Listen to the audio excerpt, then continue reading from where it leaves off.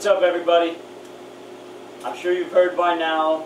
The information went around today, which is Saturday for us, but unfortunately the comics world lost one of its own today. The passing of Michael Turner. He unfortunately lost his battle with cancer earlier last night, and so we prepared this minor tribute to him, one of our favorite artists of all time.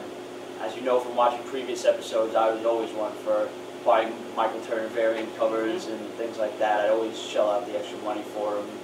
And I know one of his biggest fans, Jess, joins us today. She was actually the one who introduced me to Michael Turner over 10 years ago with Witchblade, and he was absolutely phenomenal. The way he drew women was absolutely revolutionary for the time. No one had never seen it. He changed it. I mean, this is ridiculous. You know, just faces and bodies. Like, he just has the fucking perfect woman's anatomy down. Tomb Raider too. He did Tomb Raider as well. Yes. He inspired a lot of artists, and then Ed Bennis for sure. I mean, Ed Bennis is almost a clone. Yeah. But he's just. He was dynamic. He had a great sense of perspective. Just even his male face. His storytelling, his layout. His layout is. He just has such a mind for continuity and just.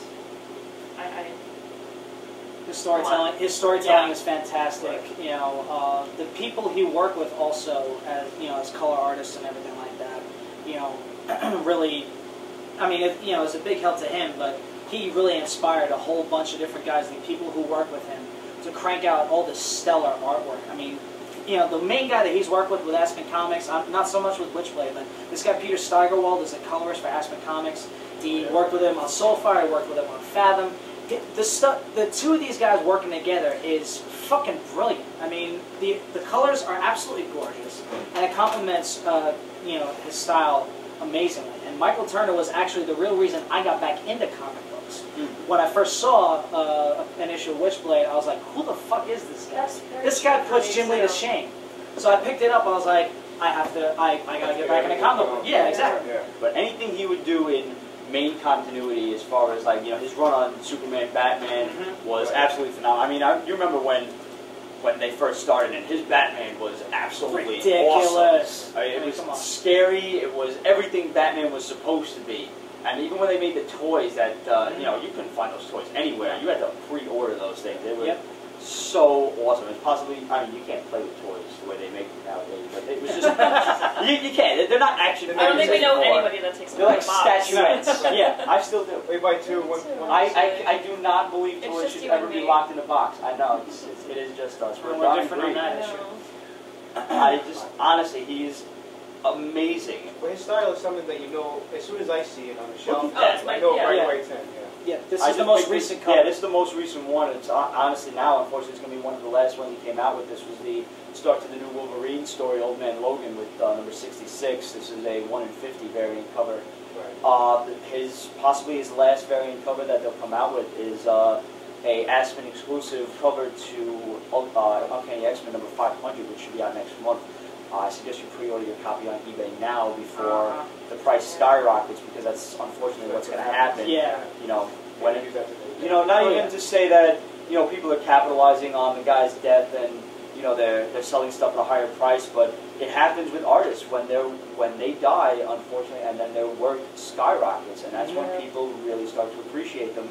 One thing I hope that somebody somewhere is going to do, the way Marvel did with their tribute to Mike Waringo, who passed away earlier this year, or last year I should say, is they should do a book tribute to Michael Turner, and just besides the Wizard Millennium Edition book, hardcover book that you can try to also find on eBay or Amazon if you're fortunate enough. And there's also a Top Cow Best of Michael Turner that's also out, which I picked up off Amazon. I have that. You gotta check that out. Well, I collected all his work for like the first 4 years of his career, so I have everything that he's ever done for his first 4 years, including his ballistics. That was like his first ever. That was his first book. Well, he did like some background design, like for Top Cow at first with Silvestri, but this was his first deal. This was his first fucking book. So they actually hired him, right?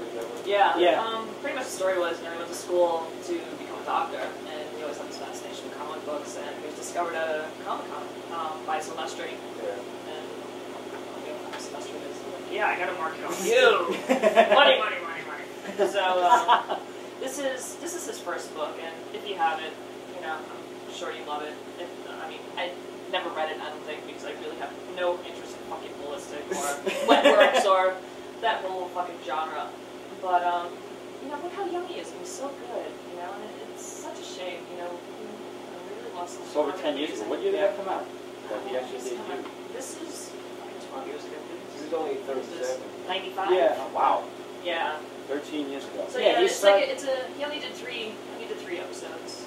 But it's funny that right on the back is an ad for Witchblade, which is coming in October. The first one. Yeah.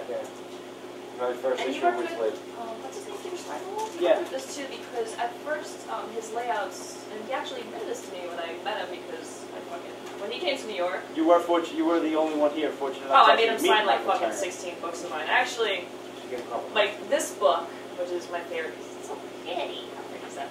Like you have to sign this one to me, and he wrote like the nicest thing ever. I am your biggest fan, Jessica. I love Michael Turner. Oh, squeal! And then I always I always promised myself that I would fuck him before he died, and it's such a horrible joke that you and I had for a really long time. He's fucking dead, and I didn't fuck him, and it's horrendous. So like He's lost. So I'm really upset today. It's a dark day for comics. I think, you know, when it comes to each of us thinking about Michael Turner, everybody can come up with their favorite cover or their favorite panel or something like that he did. You know, I always liked his work on Marvel, especially, not so much his Civil War covers, but I really appreciated like the Aspen exclusive covers, the one that he did for World War Hulk, because his Hulk was phenomenal. Ultimate Origins was another recent one that he did, cover with Wolverine here.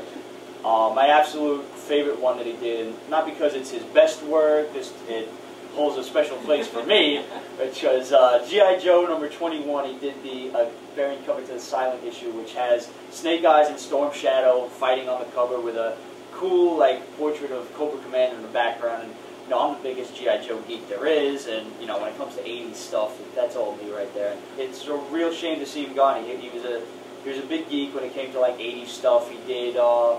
He had his hand in a lot of, I think, He-Man variants and stuff like that. And maybe Thundercats it was. He did. I have a couple of Thundercats. Mm-hmm. Yeah. He had his hand everywhere. Yeah. You know, DC, Marvel. The amazing thing about him is that, you know, when he started drawing comic books, and even when he started working for Image, he didn't draw a single mainstream comic book character, period. Yeah. And then after the fact, they just said, "Can you draw these guys?" It's like, okay, you know. So, you know, it's just a sad, sad day. It's a shame he won't, you know, My, won't you see know, any more of it. yeah. His work was great. My favorite artist of all time. And, Certainly mine. yeah, Mike Turner, we hardly knew you. but we love you.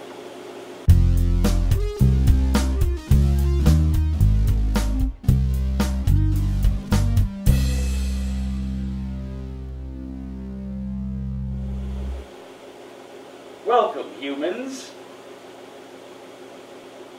to Skrull Pete's Basement, Episode 1. So first on our list today, we have all the Avengers books that came out. And they're all about Skrulls. What happened to Dr. Henry Pym? What? Yes, he is. And I'll be damned if you didn't see that one coming a mile away. This blonde girl's just asking every possible stupid question there is. Yeah. What? Don't tell me about the Kree-Skrull War. Tell me about it when you made Ultron. It's like, come on. You knew it was going to happen, but you were just kind of waiting for it to happen, so I thought we kind of had fun with that one. Artwork was fantastic. It's Oh, I Romita think, Jr. yeah, no, I'm kind of happy to see him back, actually. Yeah. I thought New Avengers was actually the better one out of all of them, because New Avengers was like, just, it brought together almost 4 years of books, basically exactly what happened in the first 6 issues. Wanda. Right, it brought it all the way back to